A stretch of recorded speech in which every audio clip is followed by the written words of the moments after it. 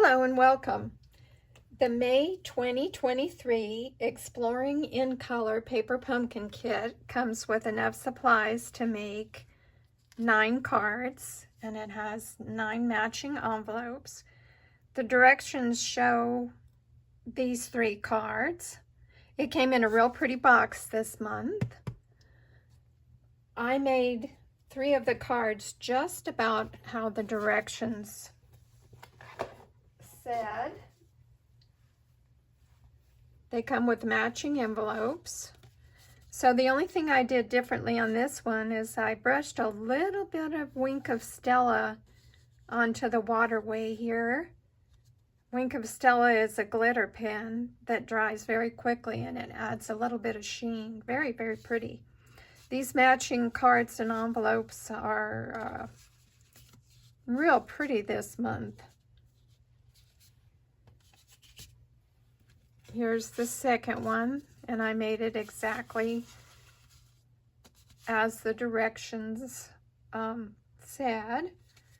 My third card, I just changed up the sentiment.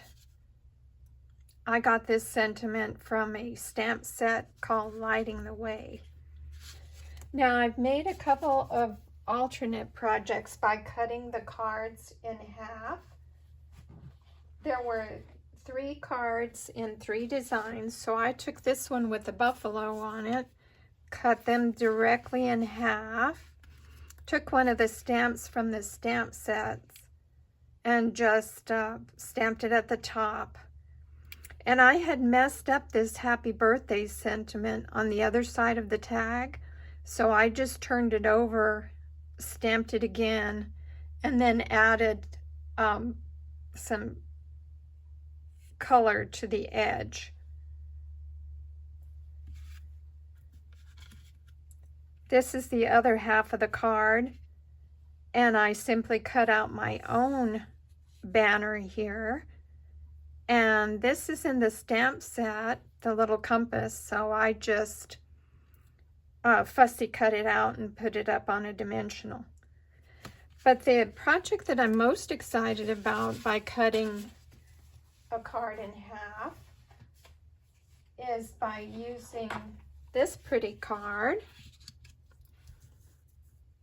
and I cut it in half and made this pretty calendar out of one side of it.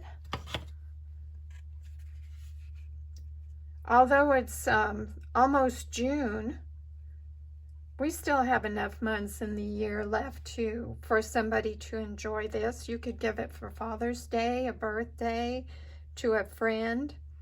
And the good thing about this is it will fit in an envelope beautifully because it is the size of a regular card.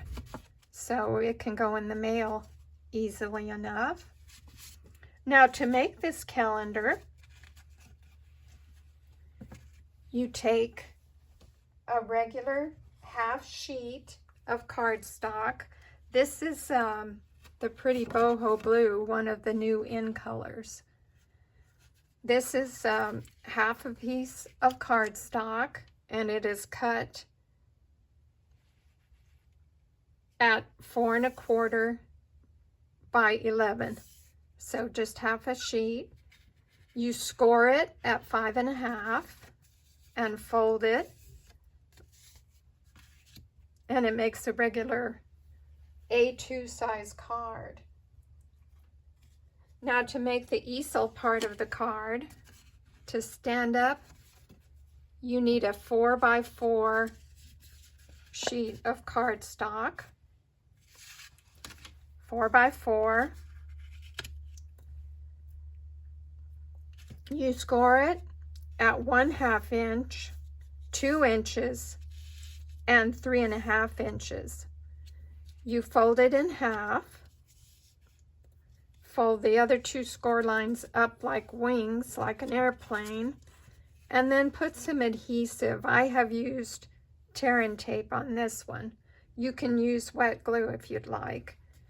And then all you do is line it up inside the card at the bottom and adhere the two sides together to make the easel part so that it stands up.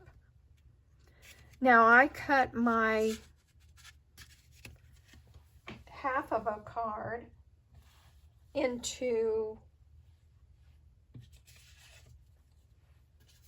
a little bit smaller.